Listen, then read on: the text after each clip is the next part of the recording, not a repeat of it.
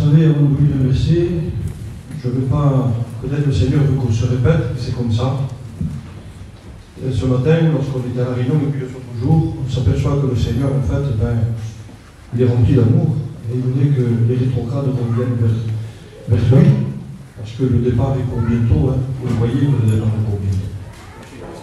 Et je vous dis en vérité, je pensais à des moments de ma vie, aussi que j'ai vu le Seigneur agir de différentes manières.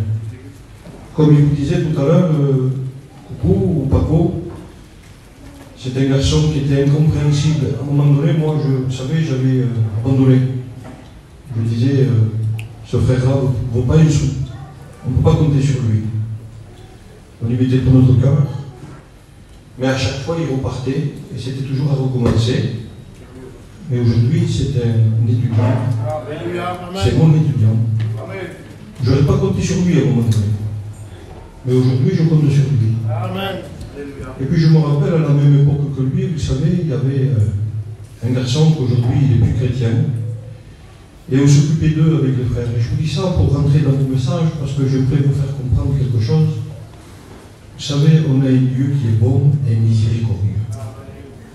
On a un Dieu rempli d'amour. Et le diable, lui, c'est l'accusateur. Il vient pour nous accuser. Je sais qu'il y a des cœurs différents ici. Je sais qu'il y a des besoins qui sont différents. Moi, j'ai des besoins, pas parce que je suis serviteur de Dieu, j'ai besoin de la grâce de Dieu, croyez-moi. J'ai vraiment besoin. Mais, tout ça pour vous expliquer, et il y avait un garçon à un moment donné, et il faisait partie de l'équipe avec Paco, et puis lui aussi, ils étaient partis, vraiment on s'occupait d'eux, on voulait qu'ils se tournent vers Dieu, et puis à un moment donné, je le dis aujourd'hui à ma honte, mais je le dis parce que comprenez, c'est un témoignage que je veux vous apporter tout simplement, qui n'est pas un témoignage qui va apporter un bénéfice, mais c'est un témoignage qui va nous faire comprendre quelque chose.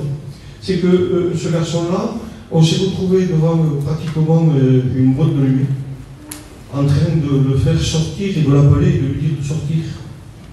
Parce qu'on était malheureux. Il avait reçu, puis il était rentré, reparti dans le monde, et on était malheureux. Et on voulait lui dire, mais tu t'as fait rouler par tout diable, sors de là, c'est pas ta place, demande pardon à Dieu. Mais j'aimerais vous dire que celui qui veut peut s'en sortir. Celui qui ne veut pas s'en sort pas. Paco a voulu s'en sortir, il est là.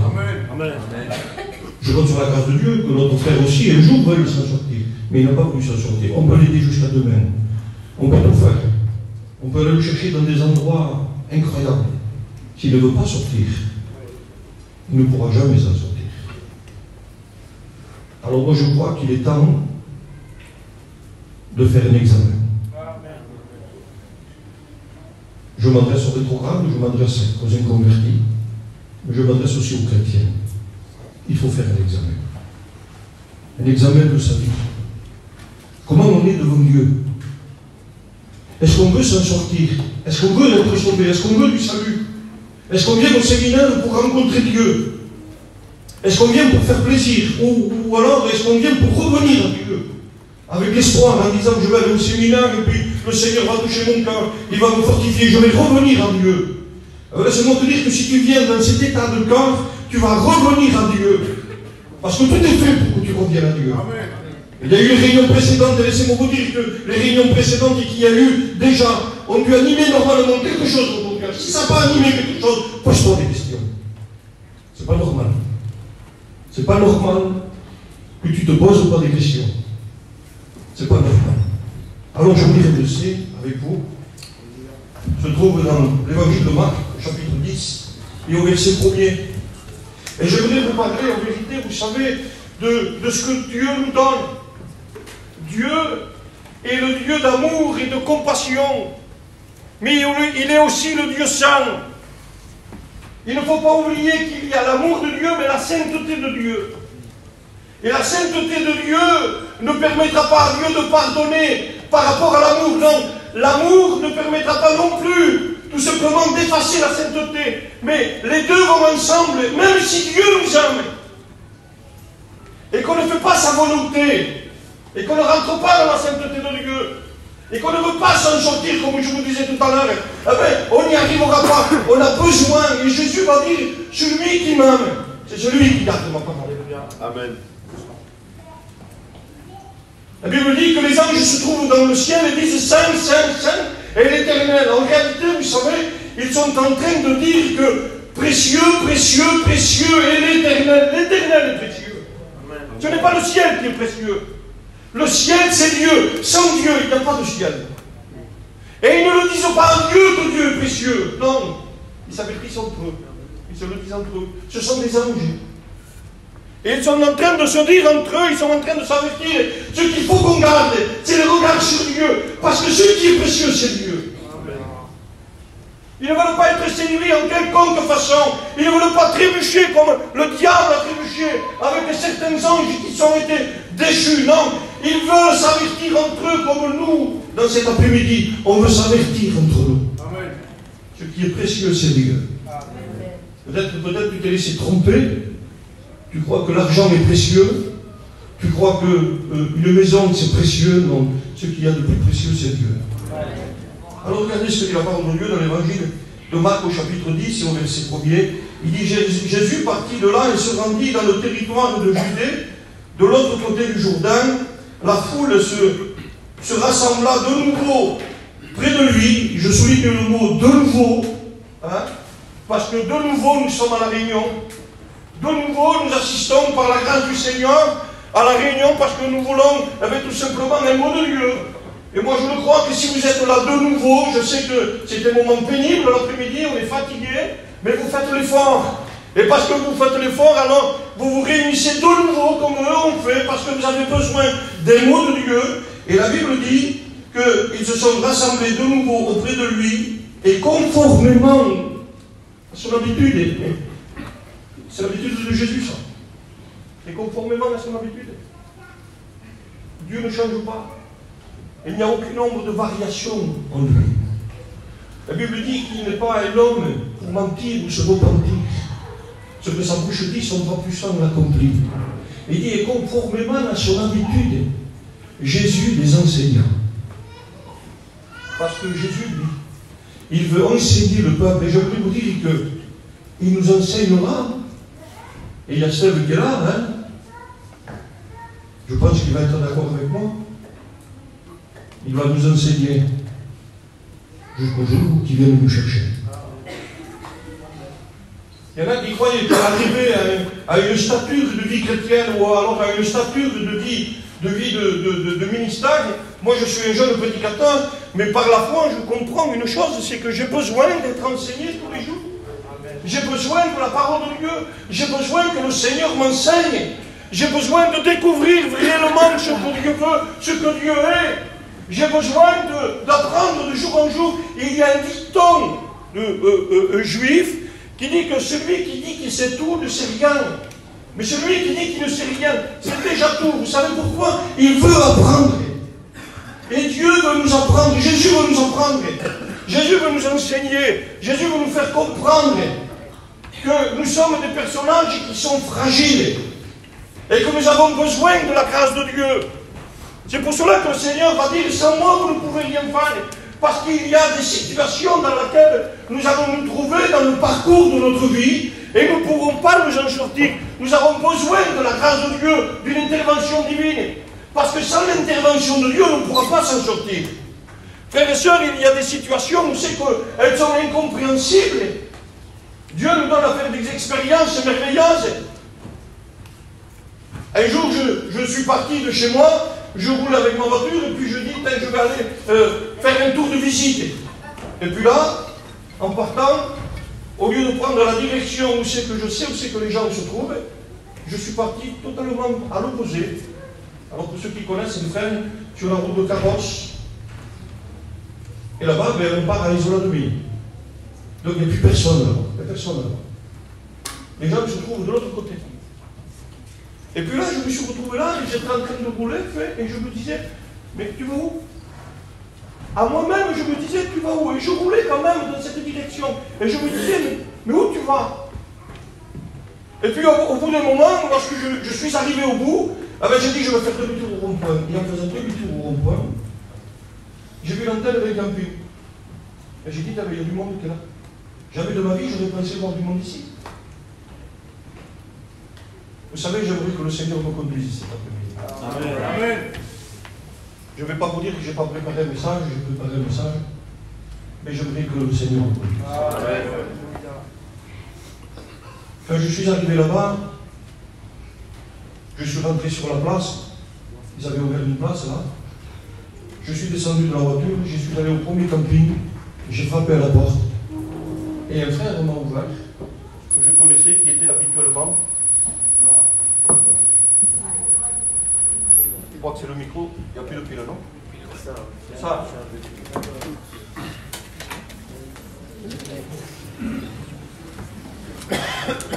Avec le sort, tu sur là. Hein? Marche pas.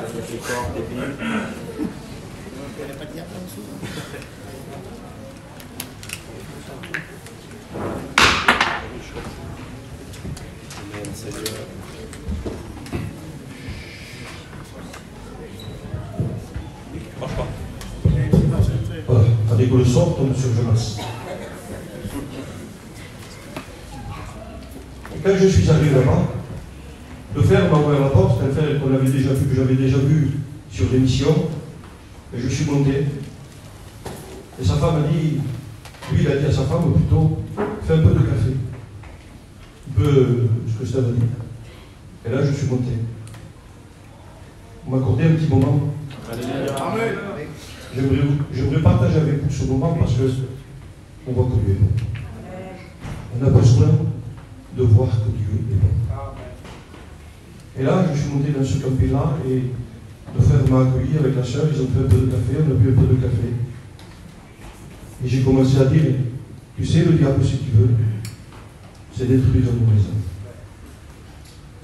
Le diable voudrait que tu puisses te déchirer dans ton foyer, à un point où c'est que la séparation est là.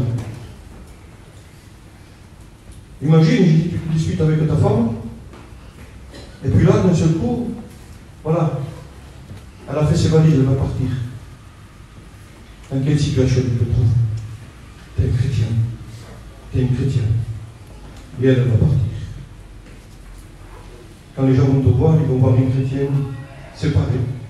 Tu vas être malheureux. Tu vas avoir honte. J'ai dit, c'est comme ça, le diable veut t'humilier. Il va aller au-delà, le diable. J'ai dit, mais quel bonheur d'avoir le Seigneur avec nous. Et puis je vous parle des détails, mais j'ai dit, tu veux comprendre le Seigneur? Alors il m'a dit oui. Et elle s'est mise à genoux au milieu du camping. Lui, il était assis en face de moi. On a commencé à prier. Lui, il a prié. Mais il était béni, vous ne pouvez pas imaginer. Et elle a prié, c'était incroyable. Et de tellement qu'ils étaient bénis, j'en étais doublement béni. Je ne voulais plus partir de cet endroit-là. Ils étaient tellement bénis, j'étais béni, mais c'était quelque chose de très grand. Et puis je disais, Seigneur, c'est merveilleux, comment ça s'est passé, comment on a été bénis, visité par Dieu. Il y a des choses qu'on ne comprend pas, on n'a pas besoin de tout comprendre, on a besoin de laisser faire le Seigneur. Il y a des gens qui vont tout contrôler, on ne peut pas tout contrôler. Quand on contrôle, on agit mal, mais quand c'est Dieu qui contrôle, ça se passe bien. Et là, à ce moment-là, là, au bout d'un moment, le frère en larmes, il se lève, et la sœur aussi, je les vois tous les deux en larmes, mais bon, pour moi, ils avaient été visités par le Saint-Esprit, ils avaient été bénis. Et là, le frère, au bout d'un moment, il dit à sa femme, il ouvre la porte. Et la femme, elle ouvre la porte de la chambre, et quand elle ouvre la porte, il y a les deux valises. Elle dit, juste avant que tu viennes, elle dit, on s'était disputé. Elle prenait ses valises, elle partait. Aujourd'hui, c'est un serviteur de Dieu. Alors, ce que je voudrais vous faire comprendre, et je vais rentrer dans mon message, c'est que le diable peut nous détruire. Mais nous avons vécu puissant. Nous avons vécu paix. Je sers un Dieu merveilleux qui va dans les secrets. Ça me dépasse. Je vous dis en vérité, ça me dépasse. De savoir que Dieu est capable de vivre dans le cœur de chacun d'entre nous, là, ça me dépasse. La Bible dit, et c'est écrit là, vous pourrez le lire, hein, si vous voulez, c'est dans 1 Jean 3 et au verset 20. il dit que si ton cœur te condamne, ben Dieu est plus grand que ton cœur. Vous savez qu'il y a des gens qui se condamnent, il y a des frères et des sœurs qui se condamnent tout seuls.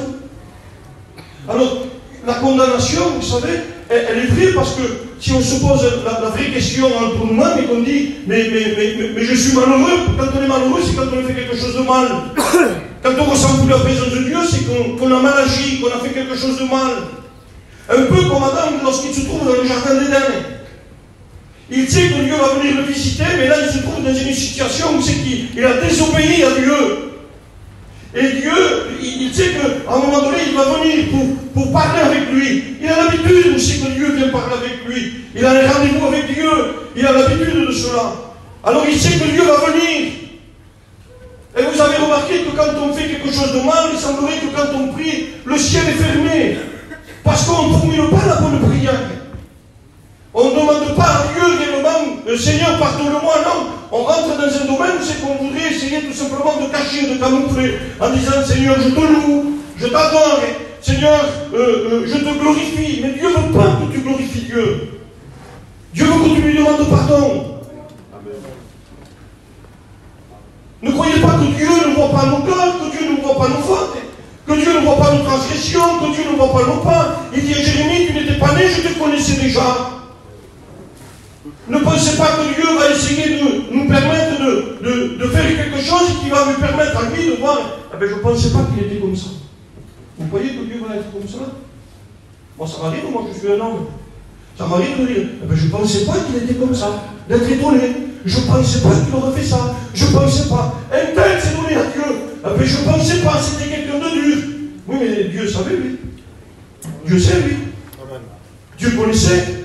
Quand Dieu a dit à Abraham, offre-moi ton fils, vous pensez que c'était pour voir si Abraham était capable d'offrir le fils? Non. Il y a des domaines que Dieu connaît et nous, on ne les connaît pas. Abraham ne connaissait même pas lui. Il ne savait même pas qu'il était capable d'offrir son fils à Dieu. Il avait besoin que Dieu lui demande de faire l'expérience. Dieu lui a permis de faire cette expérience. Et Dieu nous permet à nous de faire l'expérience. Mais il faut obéir à Dieu pour faire l'expérience. Si Abraham aurait dit tout simplement, Seigneur, tu me demandes mon fils, c'est quand même difficile. Je suppose qu'il a dû quand même pleurer. Je pense qu'il a dû quand même pleurer. Mais il a été poussé à le faire. Parce que j'aimerais vous dire quelque chose. Ce qui nous permet d'obéir à Dieu, ce qui nous permet de marcher avec Dieu, ce qui nous permet de dire non au péché, ce qui nous permet de relever lorsqu'on trébuche, c'est l'amour qu'on a pour Dieu. Amen. On construit des bâtiments avec ce que vous voulez, des pierres, des parpaings, des agglos, ce que vous voulez, mais on a besoin du ciment.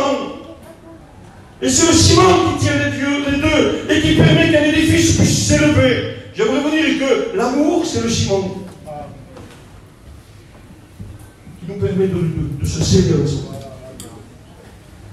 Et Abraham, lui, était animé, vous savez, dans son cas, de cet amour merveilleux, de cet amour qui le poussait à aller au-delà de ses forces, de sa capacité.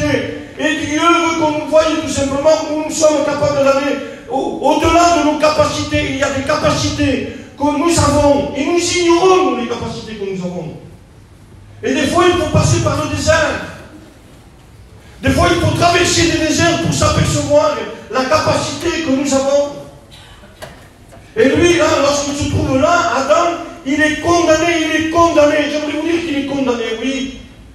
Il est condamné. Et il est condamnable. S'il devait passer devant un tribunal, il est coupable.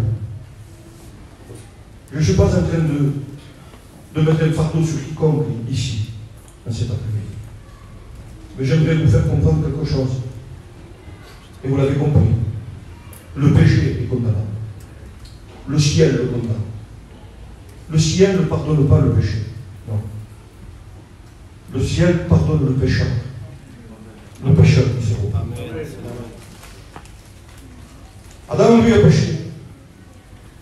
Et parce qu'il a péché, il se cache. Il se cache et lorsque l'Éternel vient, vous savez, le mot caché veut dire ténèbres.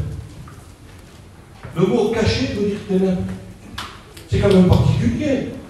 C'est-à-dire qu'il se trouvait dans la lumière et il se retrouve dans les ténèbres.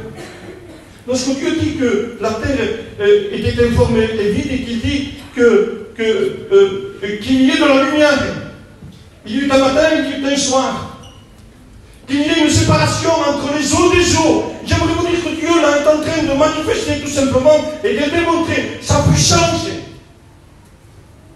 Parce que le Dieu que nous avons, c'est un Dieu puissant. Amen. C'est aussi un Dieu animé d'un amour incompréhensible. Adam a péché.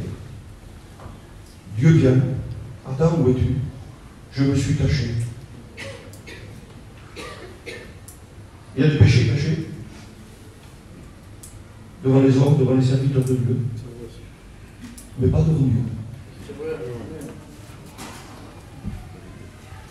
Alors je ne sais pas si tu es en train de réfléchir à ce que je te dis.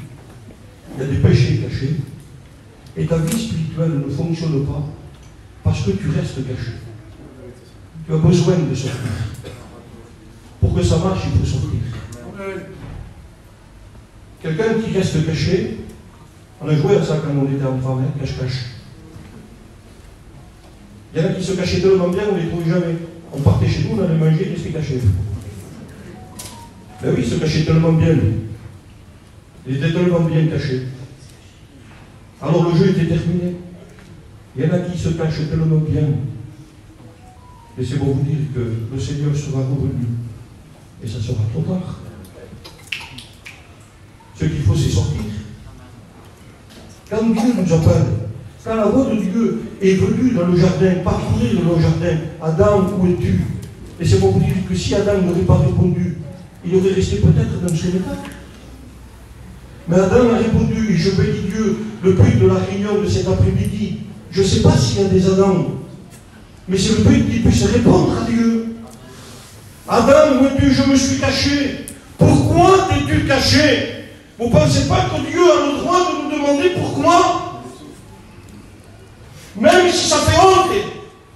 Dieu veut qu'on avoue tout simplement notre transgression, notre faute. Dieu veut qu'on puisse tout simplement l'avouer. Non pas simplement la dissimuler, mais l'avouer. Pourquoi t'es-tu caché, Adam? Et lorsque il y a ce dialogue qui se fait avec Dieu, et là je rentre dans le message, j'aimerais vous dire, vous faire comprendre quelque chose. L'amour de Dieu, la miséricorde de Dieu.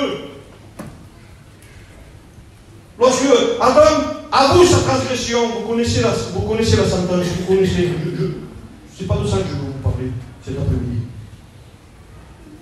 C'est que lorsque Adam a avoué, Dieu lui a permis d'avoir un vêtement offert par Dieu. Alors, ce n'était pas du Chanel, ni du Christian Dior, ni du Ralph Lauren ou ce que vous voulez, mais c'était un vêtement qui lui permettait de se trouver à nouveau. Et que c'est beau quand Dieu nous offre un vêtement quand on peut se trouver à nouveau. Amen. Ce vêtement était un type du salut, mais ce n'était pas le salut.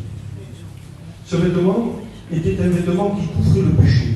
Mais ce n'était pas un vêtement qui enlevait le péché, donc c'était un vêtement qui couvrait le péché. À cause du sacrifice qui a été fait par Dieu, le premier sacrifice, le vêtement qui a été offert, c'est Dieu qui le donne. Je ne sais pas si c'est pour vous ça a l'importance, mais pour moi ça a l'importance. C'est Dieu qui le donne. Dieu dit que tu ne pourras pas. Alors moi, tiens, il faut que je te donne ce vêtement. Parce que sans ce vêtement, tu ne pourras pas à nouveau me prier, te trouver devant moi. Tu ne pourras pas à nouveau me faire part de tes besoins. Je ne pourrai pas venir t'aider. Je ne pourrai pas venir lorsque tu auras besoin, lorsque tu prieras. Tu as besoin de ce vêtement, madame. Parce que tu vas te retrouver à nouveau dans des problèmes. Tu vas te retrouver à nouveau dans des situations. À nouveau aussi que tu vas être obligé de m'invoquer. Et sans ce vêtement qui couvre le péché, tu ne pourras pas, parce que si le péché n'est pas couvert, tu ne peux pas rester devant moi. Tu as besoin que ce péché soit couvert. Et ça, c'est le vêtement que Dieu a offert à Adam. Et si on va un peu plus loin, on s'aperçoit dans l'évangile de Luc qu'il y a un autre vêtement. Et ce vêtement-là, ce n'est pas le vêtement qui couvre le péché, mais c'est le vêtement qui nous permet d'avoir ce péché pardonné, ôté, effacé. Et lorsqu'on le lit, on s'aperçoit que c'est à nouveau le Père qui demande. Et je bénis Dieu. Lorsque le fils prodigue revient dans la maison, dans Luc 15, lorsqu'il revient dans la maison du Père, et je m'adresse au rétrograde, je m'adresse à tout le monde dans cet après-midi. Vous savez, je disais il y a quelques jours à un frère, en mangeant ici, là, je disais, vous savez, Paul, à un moment donné, il rentrait dans une église, il y avait un frère qui était rétrograde, non déclaré. Et Paul, lui, il l'a déclaré. Paul a dit, maintenant tu sors de l'église, parce que tu es un rétrograde. On peut être un rétrograde assis, chanter des cantiques, et être un rétrograde. Ce que Dieu veut, c'est des véritables adorateurs à Seigneur.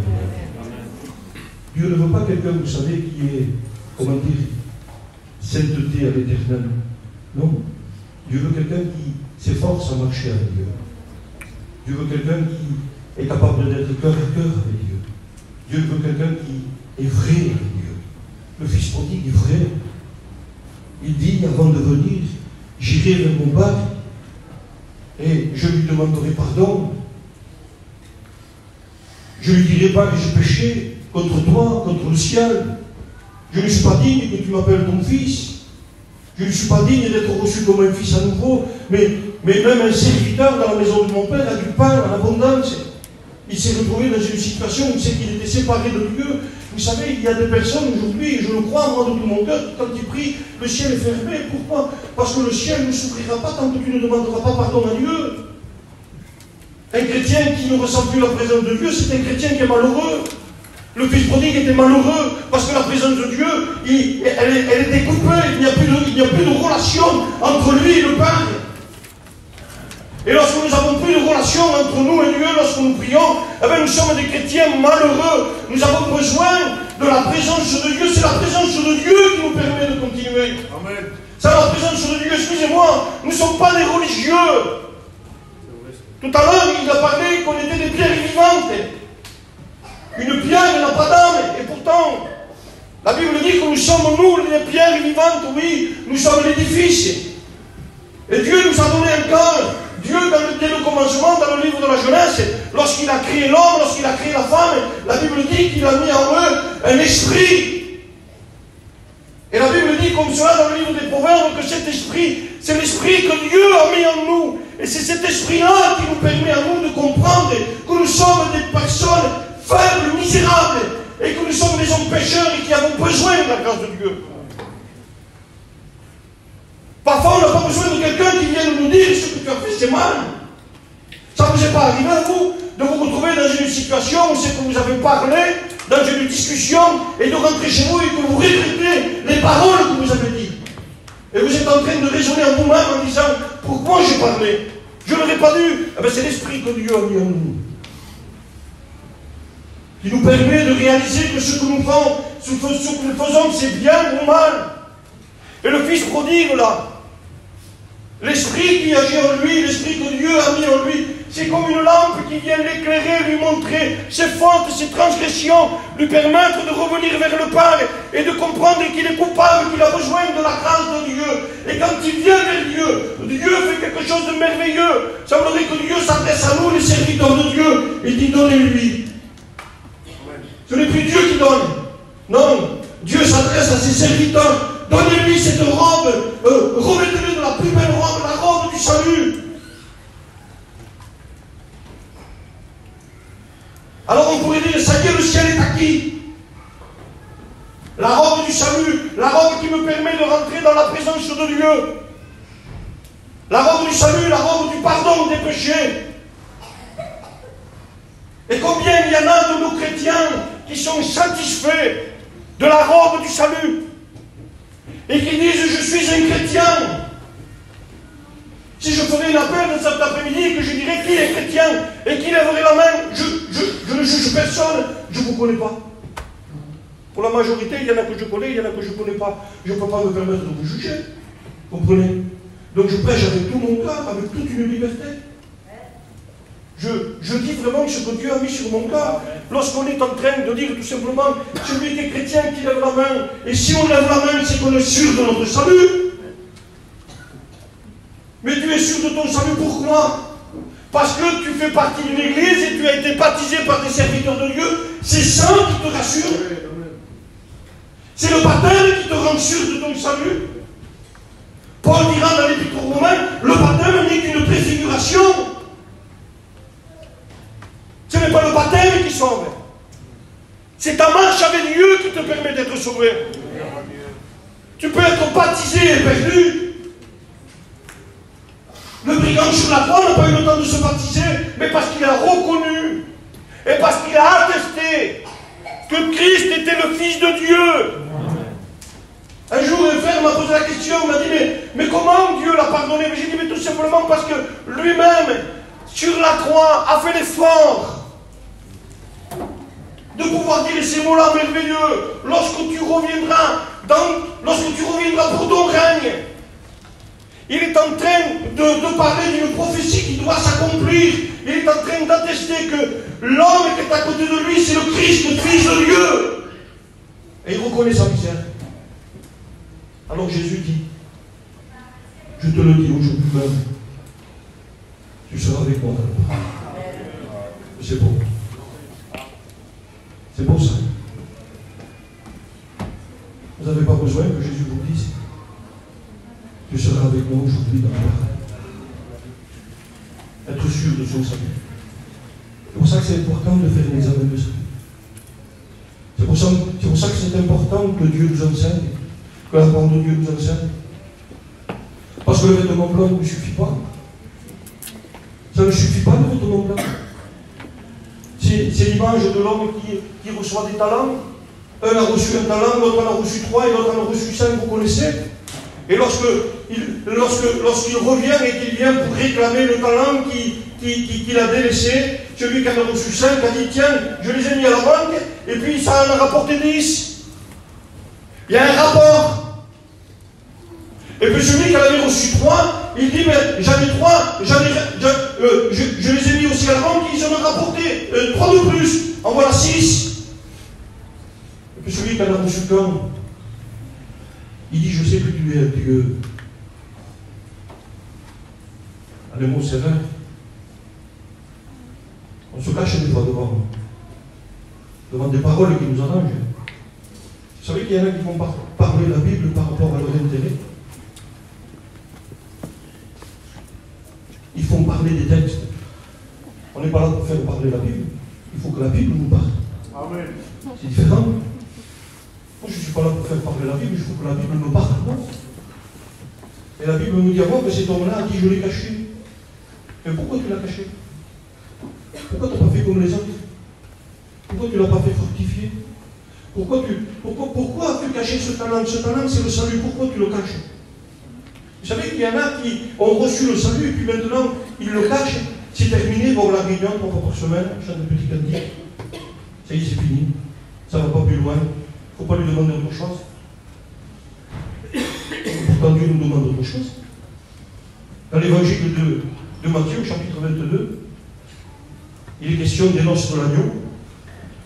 Et la Bible nous parle comme cela, et vous voyez où c'est que je veux en venir. Vous comprenez où c'est que je veux en venir? Je veux en venir tout simplement où c'est que Dieu veut que nous puissions comprendre que ça ne suffit pas le salut. Maintenant, il y a la sanctification. Alors c'est un mot qui fait peur aujourd'hui, qui dérange. La sanctification fait peur. Ça voudrait que quand on parle de sanctification, on parle de quelque chose qui est inhabituel pour nous. Et les frères et sœurs, si nous marchons selon la parole de Dieu, nous marchons selon la sanctification. Ce n'est pas quelque chose qui nous dépasse, la sanctification. Quelqu'un qui est capable de pardonner, il se sanctifie. Quelqu'un qui est capable de dire non au péché, il se sanctifie. Quelqu'un qui prend la parole de Dieu et qui la lit, il se sanctifie au travers de la parole. Quelqu'un qui est capable de se mettre chez lui et qui est capable de prier le Seigneur, il se sanctifie par la communion avec Dieu. Quelqu'un qui est capable de se taire quand il faudrait qu'il se justifie parce qu'il a raison. Mais il ne veut pas avoir raison, il sait qu'il a raison. Elle sait qu'elle a raison. Elle pourrait se défendre. Nous avons des arguments. Mais je suis un chrétien. Je suis un chrétien. Et si je parle, je veux jeter de l'huile sur le feu. Et je ne dois pas jeter de l'huile sur le feu. Je ne dois pas être un sujet de scandale. Je ne dois pas être celui qui crée la dispute ou la discorde. Pour celui ou celle qui est un sujet de scandale, la Bible dira il vaut mieux qu'il attache une main autour de son cou et qu'il se jette à la mer. Mais celui qui est capable de se taire, même s'il a raison, il se sanctifie. Et le cet homme qui, dans l'évangile de Matthieu, au chapitre 22, il rentre avec son vêtement qui est blanc, lui, il pense que ça suffit. Je suis un chrétien de l'église. J'ai mon vêtement blanc. Les pasteurs m'ont baptisé. Je ne mens plus, je ne vole plus. J'ai mon vêtement blanc. Je suis un chrétien. Et quand il se présente et qu'il rentre à ses noces, lorsqu'il rentre dans ces noces-là, laissez-moi vous dire que le roi, celui qui a fait le festin, celui qui a fait les noces, parce que c'est lui qui voit tout. Vous pouvez nous tromper, vous pouvez me tromper à moi, vous pouvez tromper Steve, vous pouvez tromper les frères, mais on ne peut pas tromper Dieu. On ne peut pas apparaître ce qu'on n'est pas. On aura des comptes à rendre à Dieu. Tout ou tard, on aura des comptes à rendre à Dieu. Et cet homme-là, quand il rentre dans les noces, lui, il pense qu'il peut rentrer. Et quand vous lisez le texte, vous apercevez que les noces, c'est la représentation du ciel.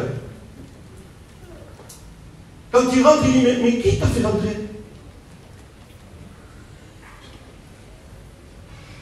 Où est ton vêtement de noces? Maintenant, il ne faut pas avoir un vêtement blanc, il faut que tu aies un vêtement de lin. Parce que ce vêtement de lin, c'est la justification. C'est-à-dire que tu es un chrétien qui marche dans la sainteté et dans la sanctification, dans la justification. Ton vêtement n'est plus un vêtement blanc, mais c'est un vêtement de fin lin.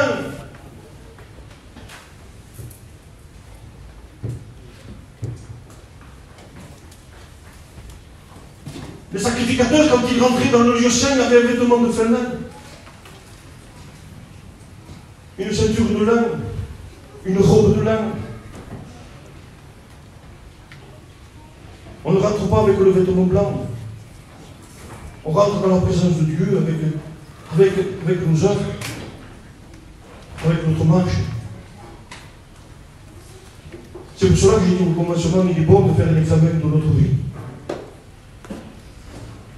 Il y a des chrétiens aujourd'hui qui, au lieu de prospérer, et c'est pour cela qu'on peut dire cela, que votre progression soit évidente, marcher de progrès en progrès. Et Dieu nous appelle à marcher de progrès en progrès, frères et sœurs. Le Dieu que nous avons, c'est un Dieu de miséricorde, c'est un Dieu qui est bon, il y a un Dieu qui est capable de nous faire ressentir la présence. Vous n'avez pas vu, vous, des personnes venir à la réunion, je les ai vues, moi. Alors, au départ, je me suis posé des questions, et puis après, j'ai dit, Seigneur, ça t'appartient. Des personnes venir à nos assemblées, venir à la réunion, être baptisés du Saint-Esprit, on dit, c'est pas possible, les baptisés du Saint-Esprit. Mais quand ils sortent, ils ne fument plus, ils ne volent plus. Et quand ils sortent, on ne va pas mettre plus loin, excusez-moi de l'expression, une cigarette. Et on fume. On dit, le Seigneur est venu le visiter. Et Jésus dira, tu n'as pas connu pour ça. Dieu t'a visité. Et Dieu voudrait te rappeler. Amen. Dieu voudrait te rappeler. Dieu voudrait te rappeler qu'il est encore temps où il vient te visiter à nouveau. Mais bientôt il sera trop tard. Alors il y a ce vêtement merveilleux, qui a été offert par Dieu dès le commencement dans l'Ancien Testament. Ce vêtement qui a été offert dans le temps de la grâce, c'est le temps que nous vivons, le temps du salut. Tous les hommes, toutes les femmes qui viennent aujourd'hui et qui viennent vers Dieu en demandant pardon, en confessant leurs péchés, reçoivent ce vêtement de ces souliers qui est le zèle de l'évangile, cet anneau qui est l'alliance avec Dieu, cette relation que Dieu veut avoir avec nous, cette relation de joie où c'est que Dieu est capable de dire que on le vaudra, réjouissons-nous. Il était perdu, il était mort, il revient à la vie, il rentre dans la vie, il revient à la vie, il continue et il va même plus loin, il veut se réjouir parce que cela fait partie de la joie du ciel. Et il y a de la joie dans le ciel pour une seule âme qui se repent. Une seule personne qui donne son cœur à Dieu, il y a de la joie dans le ciel, même si on peut dire que le ciel c'est Dieu. Et c'est Dieu qui se réjouit. Je disais à un frère l'autre jour, tu peux être un moyen aujourd'hui, tu as ouvert ta porte, tu as ouvert non pas simplement la porte de ta maison, mais aussi la porte de ton cœur. Dieu est rentré dans ton cœur. Tu peux être un moyen de bénédiction, mais cela fait partie de la sanctification.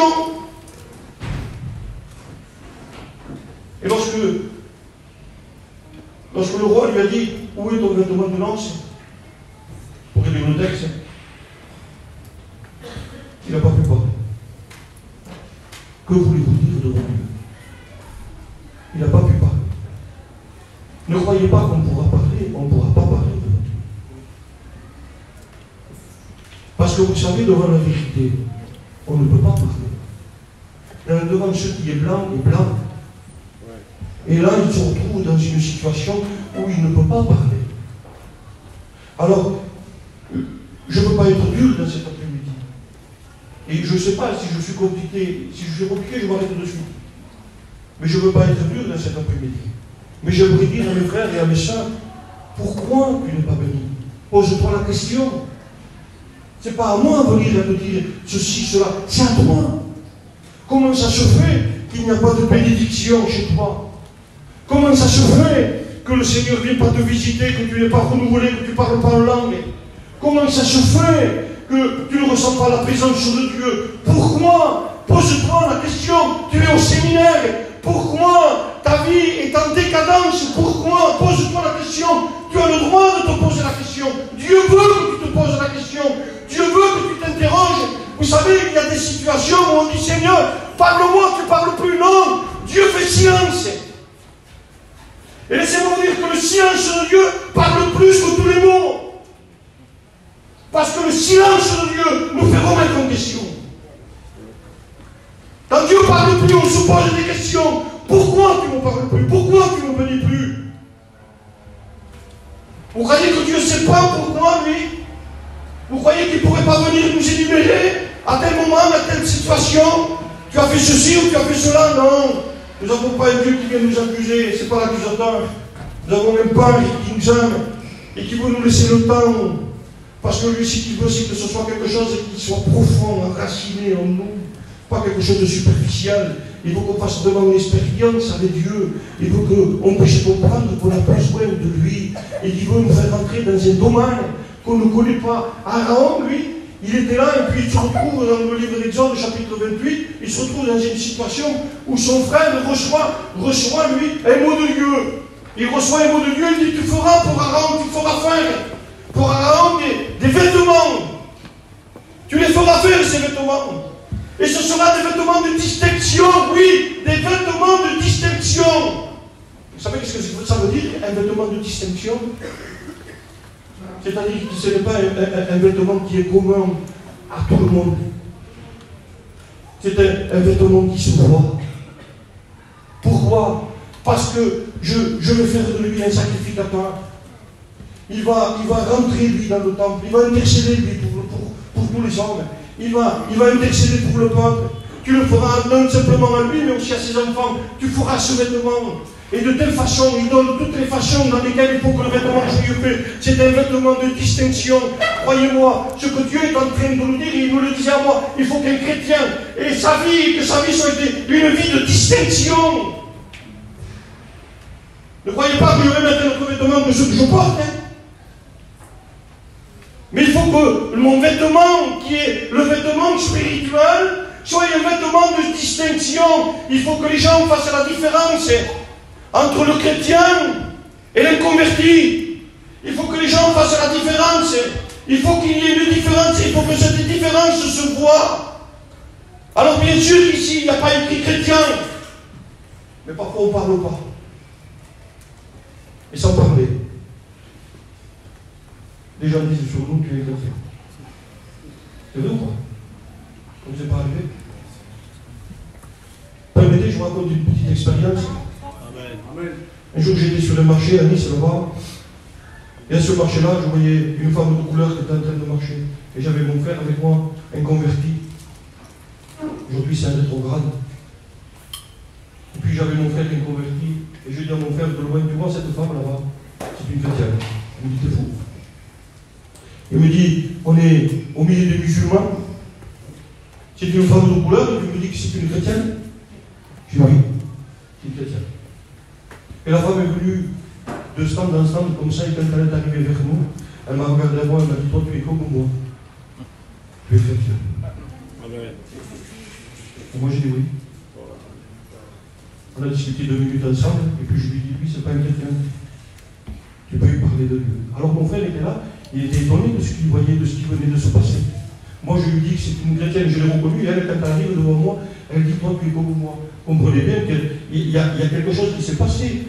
On part ensemble, on rentre chez nous, et puis il me dit, mais comment tu as vu que c'était une chrétienne? Je dis, je ne sais pas. C'est vrai que je ne sais pas. Je ne sais pas. Et le lendemain matin, on est allé au marché encore ensemble. Et quand on est arrivé au marché, c'était le samedi, on était en type. Et puis à ce moment-là, je parle, il n'y a pas dans l'année. Quand on était là ensemble, il me dit, tu sais, si je serais baptisé du Saint-Esprit, je deviendrais chrétien. Si tu me dis que Dieu va me baptiser du Saint-Esprit, et vous savez, j'ai horreur de ce mot-là, je vous dis la vérité, je me mets chrétien. Moi, je lui dis, il vaut mieux que tu ne te mettes pas chrétien, mais il vaut mieux que tu fasses une expérience. Amen. Et je lui dis ce matin, Dieu peut te parler, comme il a fait hier, mais sans imaginer ce qui allait se passer. Sans imaginer qu'au marché, ce matin-là, il allait venir un homme. Alors je vous dis la vérité, vous allez peut-être rigoler. Moi je croyais travailler ce jour-là, je n'avais pas vraiment besoin d'argent, énormément besoin d'argent. Hein? Vous connaissez ça, hein? Et puis j'étais là au marché et je disais, Seigneur, pourvu que je puisse travailler. Et puis là j'avais quelqu'un à côté de moi, il me posait des questions. Il n'arrêtait plus. Il n'arrêtait plus au bout d'un moment, je lui dis, écoute, j'ai dit, tu n'as pas besoin de savoir tout ça, tu as besoin de savoir simplement une chose. J'ai dit, c'est que Jésus t'aime. Tu as besoin un peu de ça. J'ai dit, tu as besoin un peu de ça. Et mon frère, lui, a engagé la conversation avec lui. Mais vous auriez vu comment mon frère parlait avec lui, c'était quelque chose d'exceptionnel. Je les écoutais, mon frère était en train de lui parler de la Bible, il était en train de lui parler de quelques versets, il était là, il détaillait. Et puis le béjo qui était là, il dit, c'est pas avec toi que je veux parler, c'est avec lui. C'est pas avec toi que je veux parler, c'est avec lui. Et au bout d'un moment, il dit, c'est pas avec toi que je veux parler, c'est avec lui. Parce que mon frère lui parlait, mais le béjo ne voulait pas parler avec lui, il voulait parler avec moi. Et moi, je ne voulais pas parler avec lui parce que j'étais là, je me disais, ce que j'ai besoin, c'est de travailler, je demande pardon à Dieu. Mais comprenez, regardez ce que je suis en train de vous dire, je suis vrai dans mon cœur. Et puis là, au bout d'un moment, le gars, il regarde mon frère, il dit, je ne veux pas parler avec toi, il dit, je veux parler avec lui, parce que lui, c'est un chrétien. Et là, mon frère, il s'est arrêté, et il lui a dit, comment tu sais que lui, c'est un chrétien? Et moi, je ne suis pas un chrétien. Et bien, je dis non. Toi, tu n'es pas un chrétien. Et lui, c'était un chrétien. Et c'est avec lui que je veux passer. Alors mon frère, il a posé la question à nouveau, à quoi tu le vois? Je ne sais pas. Ça ne se voit pas. Mais ça se sent. Un chrétien, ça se sent. Ça apporte la paix. Avec des fois des difficultés aussi, des épreuves. Des fois la tempête elle souffre aussi, des fois des agitations. Mais c'est un chrétien. Et quand il se tourne vers Dieu et qu'il lui dit Seigneur, pardon pour mes actes, pardon pour ce que j'ai fait, Dieu se fait plaisir de le pardonner. Et quand le chrétien porte le vêtement de laine, qui est le vêtement des œuvres, il est prêt à rentrer. Apocalypse chapitre 10, il dit viens voir. Elle s'est préparée. Elle porte le vêtement de laine. L'Église porte le vêtement de laine. L'Église porte le vêtement de laine. J'aimerais vous dire que même si le diable vient vous accuser, vous portez le vêtement de laine. C'est le vêtement des œuvres. Alors même s'il viendrait vous accuser, il est le Père du mensonge. Et Dieu est le Dieu de grâce. Amen. Le Dieu de pardon. Amen. Le Dieu du rétablissement. Dieu veut rétablir. Dieu veut que tu te prépares. J'ai aimé ce mot-là. Viens Viens voir, elle s'est préparée. J'aime ce mot. Elle s'est préparée. Quand on va à un mariage, elle se prépare. Un vrai mariage, je parle. On va au magasin, on achète des belles chaussures. Un bon vêtement. Pour les femmes, de belles robes. Excusez-moi de ce que je veux dire, je rentre je veux faire comprendre. On va au coiffeur pour avoir une belle coupe de cheveux. On va au mariage. On va être bien habillé. Même si, comme disait Estelle, c'est du Gabi, c'est mon magasin préféré, celui-là. Hein, j'y vais souvent. Mais comprenez ce que je veux dire par là. Même si c'est lui qui habille, on est bien habillé, on fait ce qu'on peut. Je dis bien, on fait ce qu'on peut, on se prépare. Et quand on arrive au mariage, on arrive avec nos vêtements, on s'est préparé. Spirituellement, au séminaire, on se prépare à le rencontrer. Vous savez, j'aurais voulu rentrer dans un autre domaine, qui est la continuité, mais je crois que je vais arrêter. Parce que je sens dans mon cœur ce qu'on a besoin.